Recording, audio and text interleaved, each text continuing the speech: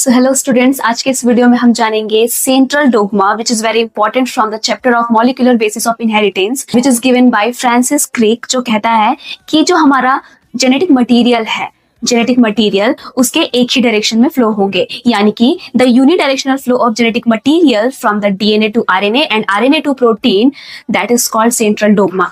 Generally हम लोग जान सकते हैं कि हमारे बॉडी में सेंट्रल डोग्मा कहता है कि जेनेटिक मटेरियल का जो फ्लो होगा, the flow of the genetic material will be always unidirectional flow. Okay, that means DNA to RNA, RNA to protein. लेकिन कुछ ऐसे वायरसेस हैं जिसमें जेनेटिक मटेरियल के रूप में आरएनए मौजूद होता है, और इसके बहुत अच्छे से एग्जांपल है हमारे एड्स यानी एचआईवी।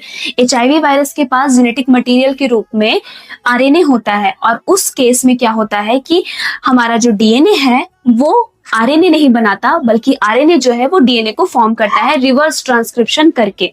सबसे पहली बात हम जानेंगे कि रिवर्स ट्रांसक्रिप्शन है क्या। उसके पहले हमको जानना चाहिए कि रिवर्स ट्रांसक्रिप्शन यानी कि ट्रांसक्रिप्शन क्या है, तभी तो पता चलेगा कि रिवर्स ट्रांसक्रिप्शन क्या होता है।